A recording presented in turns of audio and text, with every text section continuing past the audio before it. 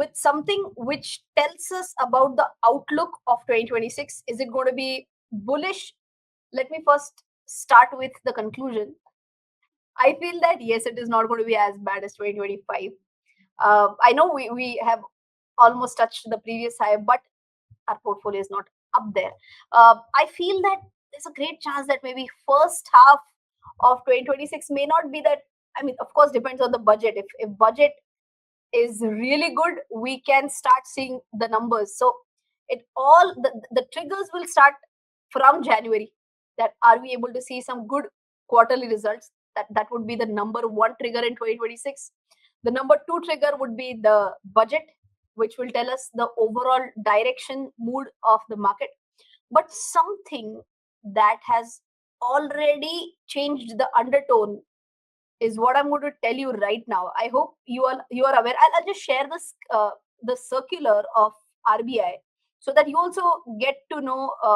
Just let me give me a second. I'll show the actual circular so that you get the look and feel of what I'm telling you right now. Okay, that's the press release. Let me see if I can zoom it in. So here you can see 23rd December, so day before yesterday basically. RBI announces measures to manage liquidity conditions. There could be many people who are in the live stream right now who may get a chance to learn something new. We have not discussed about this a lot. This is again hardcore economics that I'm going to tell you right now. Okay. What has RBI announced? RBI announces measures to manage liquidity conditions. On a review of current liquidity and financial condition, the RBI has decided to conduct the following operations to inject liquidity into the banking system.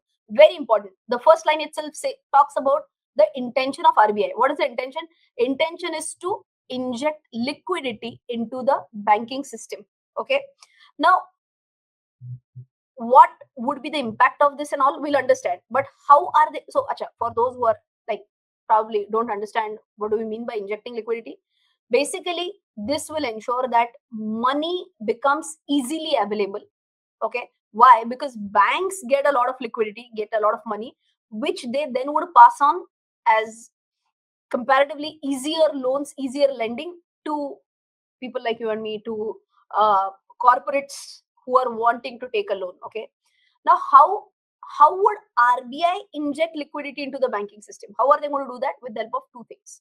Number one is open market purchase auctions. OMO is open market operations of open market operation purchase auctions of Government of India securities for an aggregate amount of 2 lakh crore rupees in 4 tranches of 50,000 crore each. When are they going to do that? 29 December, 5th of January, January 12th, and January 22nd. So 4 tranches, 50,000 crore each. Open market operations are going to be conducted by RBI. Okay. So again, 100% attention. I've not talked about a lot of OMO concept on our channel. So we'll quickly share this with you all. Okay. Assume that I am RBI. You are the bank. Okay. So what will I do? Typically, many banks will hold a lot of investments. And one kind of investment that a lot of banks hold are the treasury bills or the T-bills, okay, of Government of India. Treasury bills are typically central government securities, okay. Now, I as Reserve Bank of India, what am I saying? I'm ready to buy those treasury bills, okay. So what will essentially I do? I will purchase those Government of India securities. Excuse me. So I will purchase those Government of India securities, and in return, of course, I'm going to give you money. Correct? Because I'm going to actually buy them back. I'm going to buy those government securities, something like T-bills, let us say. I'll buy from you all. You all are banks. I'm RBI. I'm going to buy them from you and I'm going to pay you money. How much? 2 lakh crore rupees from different banks I'm going to buy, and in totality, the liquidity that is going to flow into the system is 2 lakh crore rupees. If you remember, I told you in 4 tranches, 50,000 crore rupees each. That will be a single tranche. That is going to be done on 29th of December, within next 4 days as the first tranche, then 5th of January, then 12th of January, then 22nd of January. Now, you need to tell me what will happen with this. See, simple. If more money goes into the banks, so RBI will inject liquidity, means RBI will buy those government securities, RBI will give money. You as banks, you will have a lot of money with you. So will you be keen on lending that money? Yes or no? If you as banks have a lot of liquidity with you all, Will you be keen on lending the money? Answer is ideally yes.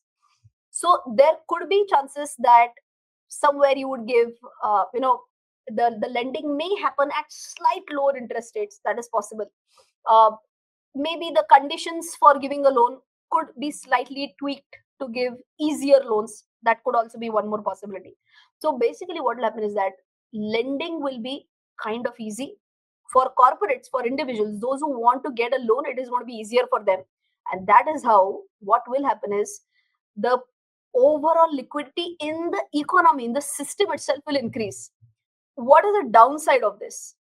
Will inflation also increase? Because more demand, similar supply, there's a great chance that inflation may increase. But that is okay. We are okay with that. We are almost at the lowest possible levels of inflation. So we are okay to compromise a little bit of inflation. So bring in more inflation at the cost of good growth. So typically, whenever growth is going to be on a higher side, inflation will also kick in. But right now, we are at a very good position. Inflation is at a lower level. And that is the reason why banks are okay with that. Little bit of inflation increase, but yes, we will see a higher growth. So I hope first point is absolutely clear, which was about what? Open market operations. Now we'll come to one more very interesting point again, which I've not yet talked about so much on our channel. The second one is USD INR buy sell swap auction of USD $10 billion for a tenor of 3 years to be held on 13th of January 2026. Basically, USD INR buy sell swap auction is going to happen for how much? $10 billion. It's a huge amount, right? $10 billion to be held on January 13th. So typically, again, this may not be like 100% to the point, perfect explanation, but understand, I'm telling it in a very simplified manner. Okay, again, I'm RBI, you all are the banks. Okay, now I, as RBI, I am like the government's bank. Who is RBI? RBI is bank's banker and the government's banker also. So all banks, be it SBI, ICICI, HDFC, all banks will have an account with me. I'm RBI. So I'm a banker's bank, and I'm also government's bank. Okay. I want more US dollars right now. Okay. I want more US dollars right now. So if I want US dollars, possibility number one, what I can do is I can buy it directly from the open market. I'll have to sell INR and I'll have to buy US dollars. I want correct answer. Let me see if you can get this right. I am RBI. If I sell US dollars so that I can buy USD, will rupee depreciate? Yes or no answer? I am RBI. I want US dollars. To buy US dollars, I'll have to sell Indian rupees. If I sell Indian rupee and if I buy US dollar, will rupee depreciate? Yes or no? Started to get answers. Gayatri has given the answer as yes. Chandra says yes. Preeti says yes. Rishabh says yes. Doctor says yes. Narsimha says yes. Kya baat hai? Me and I solid team. Kya baat hai? They also say yes. Okay. Fantastic.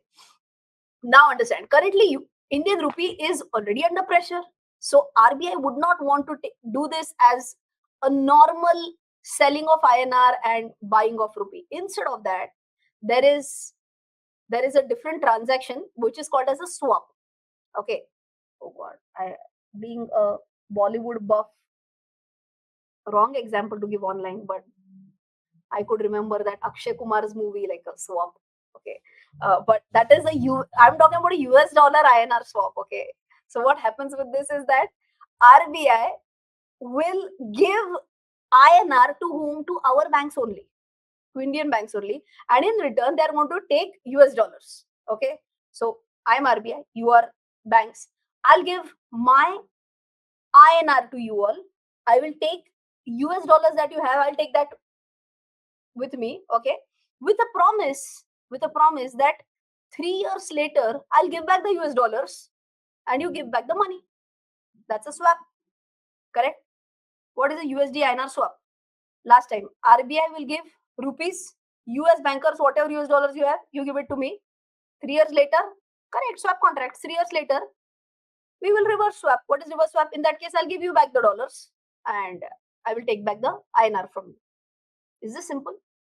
That's a USD INR swap. Okay. With this, what will happen is that I, as RBI, I, as the banker's bank, I, as the government's bank, I will have more US dollar reserves with me. I'll have more USD with me. Just in case if I need them, I'll have it with me. Okay. If I need them. But very important, as banks, you will get more liquidity again, which can be given to maybe retailers or corporates, those who want as loans. So if you remember, I had told you, I will again show you the circular. That was the main intention of RBI. What was the main intention? The operation ka intention is to inject liquidity into the banking system. With USD INR buy sell swap, $10 billion worth USD will be given by banks to RBI. RBI will give INR, and after 3 years, it will be a swap. Of course, swap ratio, this, that, it's not given in this circular. What will be the swap ratio? Means what? At what rate RBI will buy from banks right now?